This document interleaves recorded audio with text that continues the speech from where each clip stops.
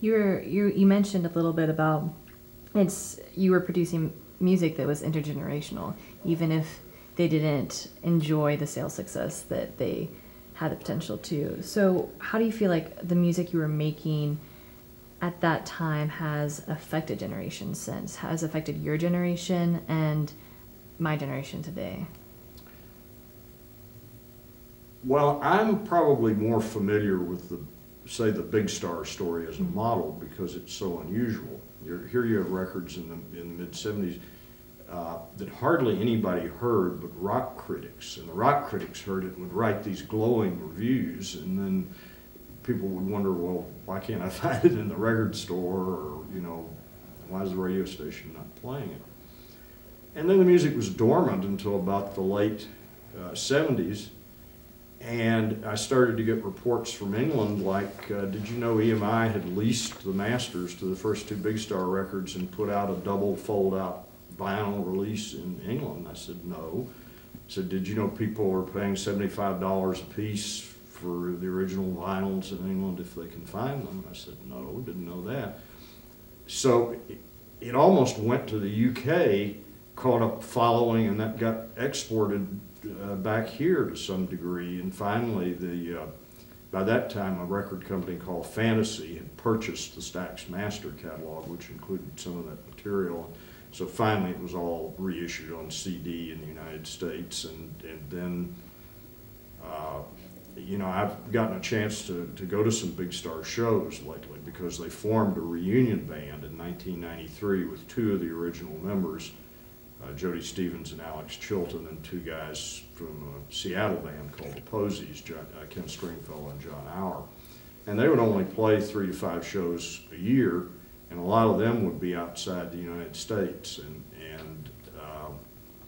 they played London in the summer of 2007 and again in the summer of,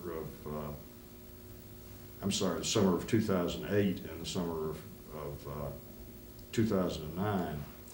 And something just told me to go see those shows, and I went to England specifically for that and to have a little fun too.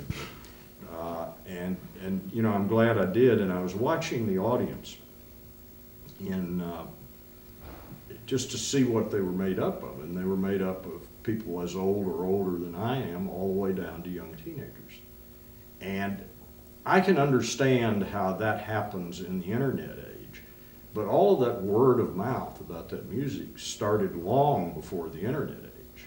And, how something sort of goes organic and viral that way and gets spread around, but nonetheless that it did. And of course there's a lot of music that has followed those patterns.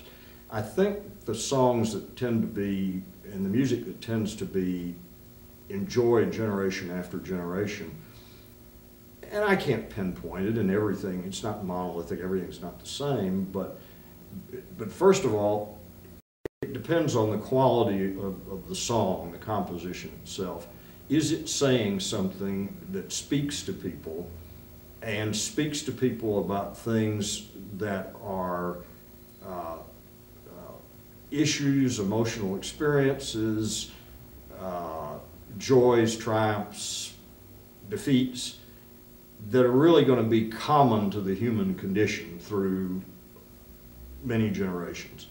That's one thing. And the other thing is for the music, the accompanying music, to be original, but not necessarily faddish. In other words, young people love to listen to Beatle records now. Probably fewer young people are going out and buying old disco records. Okay. Well, you were speaking a little bit about the impact of a band like Big Star in the UK. How did the city of Memphis influence who you were working with and what type of music you were producing? Because the members of Big Star all from Memphis? Yes, they were all from Memphis.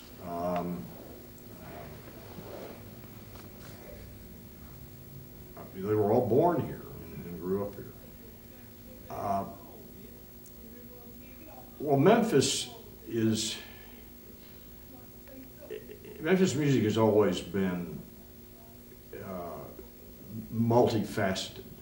You know, without intending to be critical, you can kind of do Nashville in sort of one word, country, and you know, that's sort of it. But we've had, you know, blues, soul music, morphing into funk, morphing into rap, jazz, rock and roll of all kinds, you know, kind of the southern sounding kind, and then in the case of Big Star, the very British sounding kind. A lot of people that review Big Star records say, you know, it sounds like,